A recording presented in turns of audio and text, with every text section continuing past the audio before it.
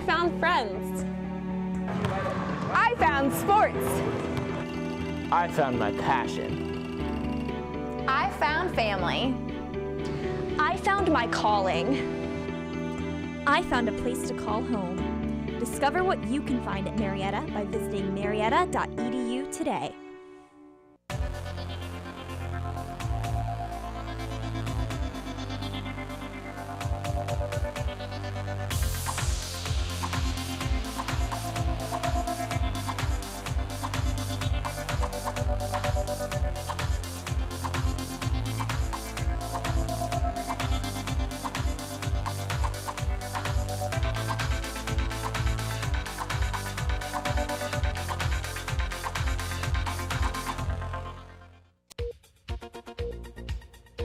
Coming up today on NewsCenter 15, protests in South Africa. And Russian gas. We'll have all these stories and more. NewsCenter 15 starts now.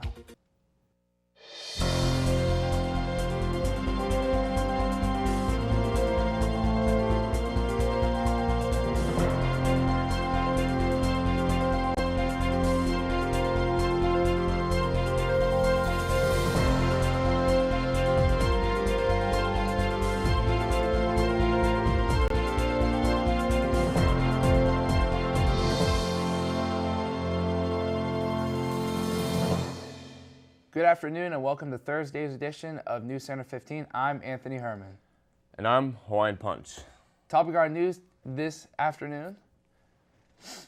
Police in South Africa city of Cape Town used water cannons Wednesday while arresting and dispersing hundreds of refugees and Islam seekers, including children who had camped and seeked outside agencies of office seeking protection after anti-immigrant attacks. Local human rights and legal groups expressed shock over images and small children climbing to people being dragged away by police. Some people screamed in protest as officers with riot shields and batons moved through the crowd. Police said they arrested about 100 people who failed to heed the call to disperse.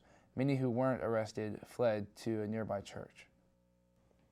Prime Minister Viktor Orban said Wednesday, after hosting a meeting in Budapest with Russian President Vladimir Putin, that Hungary, which depends greatly on Russian gas and oil, is trying to cooperate with Russia on issues like preventing migration to Europe, stabilizing the Middle East, and aiding Christian communities around the world. Analysts see Orban as Putin's closest ally in the European Union. Hungary has long advocated for the end of sanctions against Russia for actions in Ukraine, saying they hurt the Hungarian economy.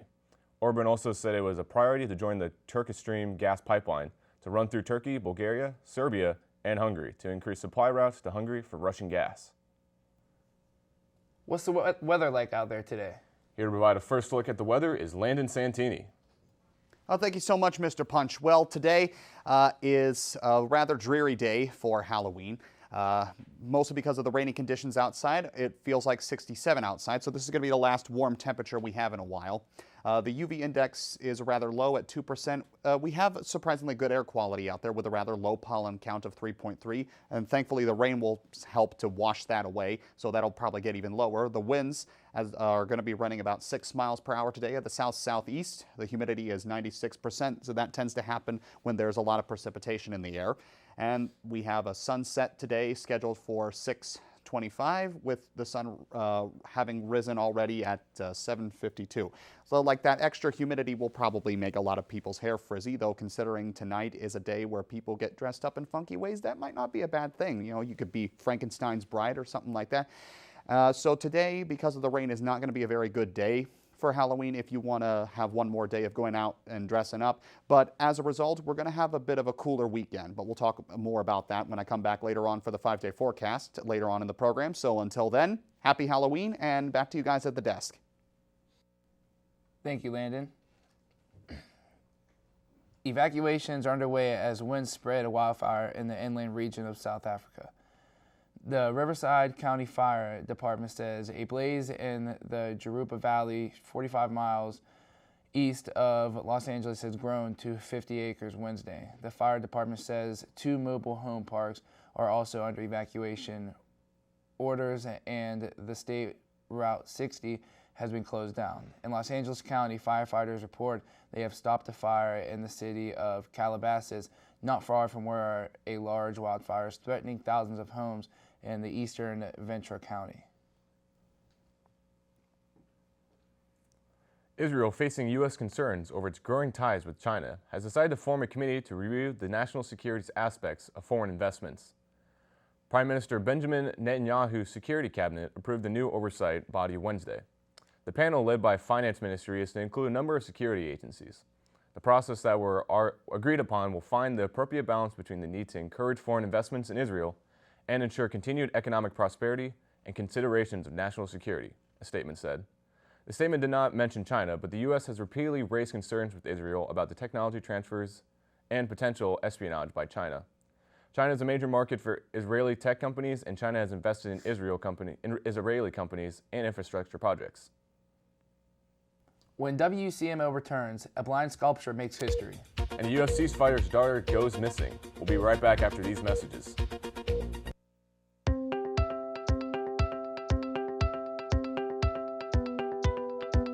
I never chew tobacco. I don't drink much. Never smoked a cigarette in my life. HPV. Isn't that about cervical cancer? What does that have to do with oral cancer?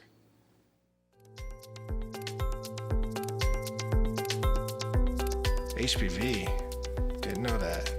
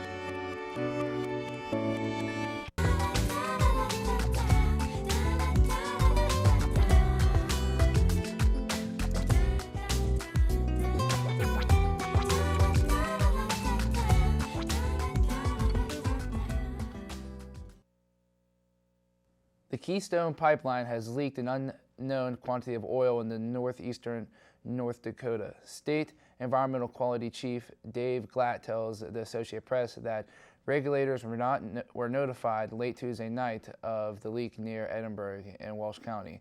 Glatt says pipeline owner TC Energy shut down the pipeline after the leak was detected. He says the cause and the size of the spill are under investigation. The Calgary, Alberta-based company did not immediately respond to the telephone messages.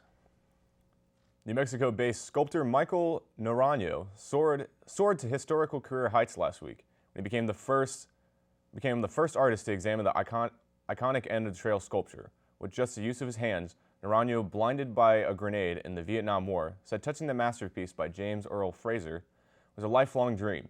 The historical visit will be featured in an upcoming documentary about Naranjo's life, Dream Touch, believed directed by his daughter, Jenna Winters, a Los Angeles-based television producer. The bar for American motorcycles have officially been elevated. Indian Motorcycle, America's first motorcycle company, has dramatically redefined the American Badger with its introduction of the 2020 Indian Challenger, a striking combination of American muscle, next-level technology, and premium comfort to deliver a truly unmatched riding experience. Our mindset was to leave no stone unturned and deliver a Badger that exceeds the standard in categories like power, handling, comfort, and technology, said Vice President of Indian Motorcycle, Reed Wilson. The state of Alabama is offering a $5,000 reward for information about the missing stepdaughter of Ultimate Fighting Championship heavyweight Walt Harris. The governor's office announced a reward Wednesday for information about 19-year-old Ania Haley Blanchard. A statement says the money is being offered for information leading to an arrest and conviction. Police initially said there wasn't any indication of foul play, but now say it's possible. Blanchard was last seen a week ago in Auburn, and police later found her damaged car at an apartment complex in Montgomery, about 55 miles away. Coming up next, plane crashes, sinkholes, and new Facebook regulations. We'll also get the latest news from Hollywood. And although we'll have a drab and dreary Halloween night, it'll lead us into a bit of a cold front as we begin the month of November. More on your 5-day forecast after the break.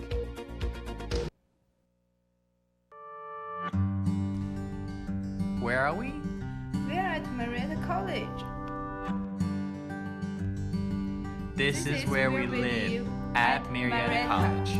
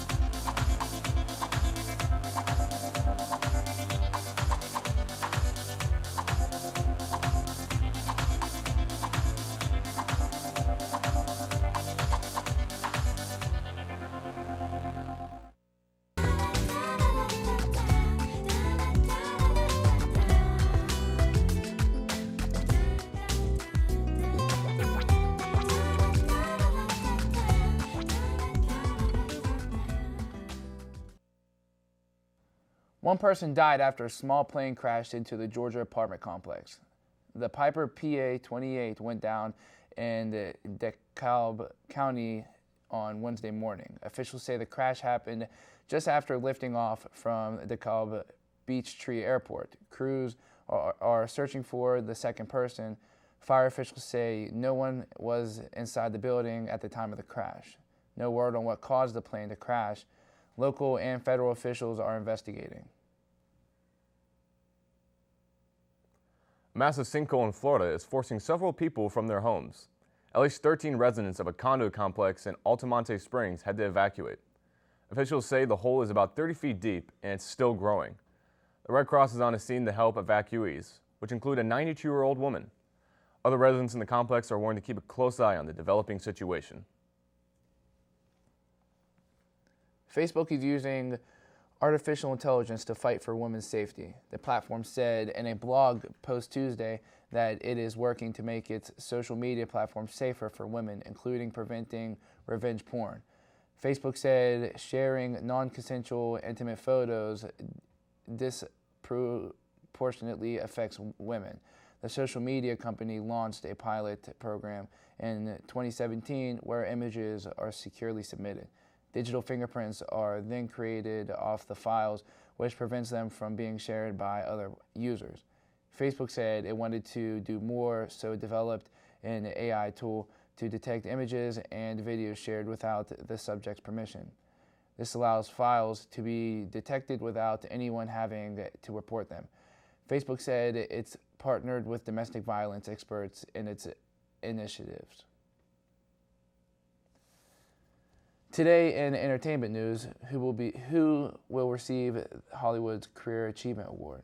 And a new Star Wars trilogy in the making. Claudia has it all in the Hollywood Minute. Yes, Bombshell star Charlize Theron is ending the year strong. The Fox News Scandal film, which she also co-produced, opens in December. And this Sunday, she'll receive the Hollywood Career Achievement Award at the Hollywood Film Awards. The announcement cited Theron's performance on screen and her work with the UN and her own African Africa Outreach Project. Naomi Watts is not going to the Westeros. According to the multiple reports, HBO has canceled a planned Game of Thrones prequel starring Watts instead in the world's Age of Heroes, thousands of years before the original series. Another prequel project sets closer to the events of the series and still is in the planning stages. Meanwhile, the producers behind the Game of Thrones series are walking away from the galaxy far, far away. David Benioff is DB West and a deal to launch the next Star Wars trilogy, with the first film opening in 2022. But in a statement to Deadline, the duo confirmed they've dropped their deal with the Lucasfilms, citing an already filled schedule, so much of going with the White Walkers to Skywalker. In Hollywood, I'm Claudia, and back to you guys at the desk. Thanks, Claudia. Now we'll head back to you for a look at the weather. How's it look out there, Landon? Well, as I've said a lot of the time, today it's looking very, very dreary. I don't know if you could hear this earlier at the beginning of the show, but you could hear some of the rain pounding against the roof of the building we're in right now. And as you can see here on our world map, pretty much, except for the very west of the state, is covered in the precipitation of rain. And it's going to, throughout as we get through the rest of the day into the first day of November tomorrow, it's going to move on the southeast past our neighboring state of West Virginia away from us. But for now, you've got to make sure you got your umbrellas out, because we've got quite a bit of a downpour in our lovely neck of the woods of Marietta, scattered around the surrounding Mid-Ohio Valley area. But as I've also said, because of this downpour, that's going to lead to a bit of a cool down as we get into the weekend. And so as we look at the 5-day forecast, we'll see how that plays out. Starting on tomorrow on Friday, we'll have a drastic temperature drop with partly sunny conditions, a high of 47 and a low of 27. As we officially begin the weekend on Saturday, that'll increase slightly with a high of 52, low of 28, more partly sunny conditions. Continuing on into Sunday with a high of 46, low of 26, and periods of sun here and there. So the sun's probably going to get burned out a little bit that day. And then as we get into the next work week on Monday, we'll have an expected high of 57, low of 38, with the sunny conditions coming back with a vengeance. Continuing on into Tuesday, again with a high of 57, low of 40, and a little bit of a break with partly cloudy conditions. So it's going to be a bit of a wet and drowsy, dreary Halloween night, but this gives us something to look forward to in November. Maybe we'll have our first frost over the weekend, but you can tell that we're smack dab in the middle of autumn now, and winter is not that far behind. So that's all I've got for the 5-day forecast. Back to you guys at the desk. Thank you, Landon. When we come back, Gavin Linkus will join us with an update from the world of sports. See you in a few. I think it goes around.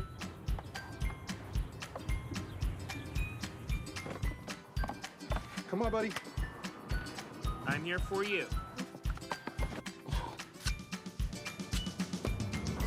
Oh, it's gonna be great. Look, look. Why is this so hard? Let's go. We gotta get you a practice. I read it. Look, and it's set.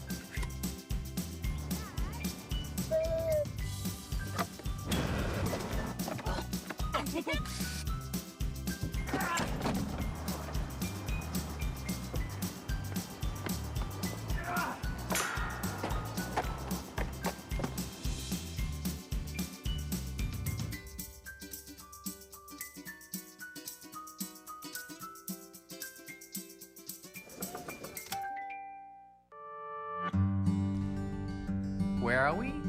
We're at Marietta College. This is where we live at Marietta College.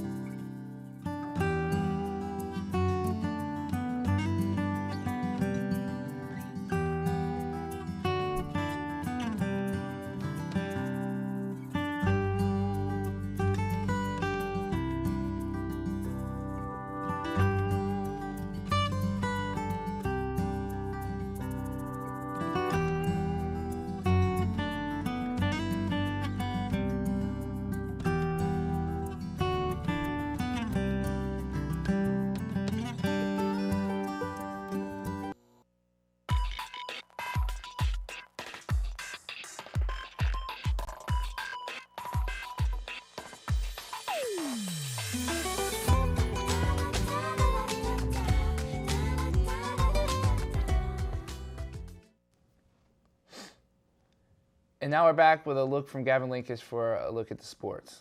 It seems there are some changes in the world of college athletics. From students, athletes getting paid to Marietta College sports, there is a lot going on. So seems like some pretty big news for college athletes, Gavin. There's a lot going on between the NCAA and legislation. And getting into a little bit more on that, the NCAA is making a change to allow student athletes to make money from their endorsement deals. That's traditionally been limited because organizations wanted to preserve the amateur nature of college sports. But NCAA leaders voted unanimously to change that on Tuesday, saying the organization should move with the times. Of course, there will be restrictions to maintain enforceable and balanced competition. The three divisions have until the end of January to come up with their own rules. The decision comes a month after California voted to allow college athletes to profit from endorsements. A number of other states are following suit, and there are also two proposals on the federal level. In other news, the Marietta College women's volleyball team was defeated by the 15th ranked Muskingum University, 3-0 on Tuesday, October 29th evening, inside Ban Johnson Arena. The win improves the Fighting Muskies record to 24-2 overall and 7-1 in the Ohio Athletic Conference action, and the loss drops the Pioneers record to 14-14 overall and 3-5 in the conference play. Marietta will return to the court Saturday, November 2nd, when they host Baldwin-Wallace University, with the match scheduled to begin at 1 p.m. Following 6 months of renovations, Marietta College is excited to announce its baseball facility will be called Don and Sue Shalley Field at Pioneer Park. The project, which started in May, was possible by lead gift from the Spartan Foundation and Hap and Meg Esbenshade, and other generous gifts from alumni and friends. The Spartan Foundation and Hap and Meg have a long history of support at the college, including generous support of the Marietta Fund, student life, and athletics. They continued to support the Esbenshade series, which was established by the late Harry H. Esbenshade Jr. The extensive renovations include raising portions of the field as much as 3 feet, the installation of field turf playing surface, an 8-foot champion wall, larger step-down dugouts, and a poleless backstop with net and padding. It was important to the donors as well as the college that the field and community was community-oriented. For example, the baselines fitted for youth baseball and softball, as well as a portable fence for younger ages and a portable mound for softball.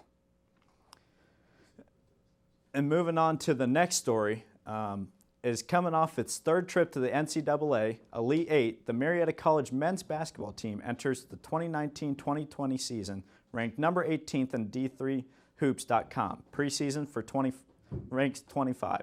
Pioneers are one of 2 Ohio Athletic Conference schools in the poll, with Baldwin-Wallace ranked number 22nd. Marietta went 23-7 last year and fell to Wheaton College. And the regular season championship giving Navy, Blue, and White a conference record, 5 straight league titles. Marietta opens the season with the 49th annual Marietta Shrine Tournament on November 15th. The Pioneers play Eastern Mennonite at 8 p.m. on Friday. The OAC home opener is set for December 4th when Otterbein visits Ban Johnson Arena for a 7 p.m. tip. That's all I got for you in the world of sports. Back to you guys at the desk. Thank you, Gavin. Joining us now at the desk is Landon for our last look at the weather. Yes, basically it's going to be a rather wet and dreary Halloween night, although that's probably not going to be that big a deal for creatures like our spider friend right here. But as a result, we're going to get a bit of a cold spell as we get into the weekend and the first several days of November. And we're going to be having quite a bit of a break from the rain for the next 5 days. Other than the rain, how are you guys planning on enjoying the Halloween season this evening? Well, a little bit of studying, I'm sure, and maybe getting a little bit of candy. And thanks for joining us. Thursday's edition of WCMO TV, Channel 15 at noon 30 and 6:30. From all of us here at the station, we wish you a great weekend.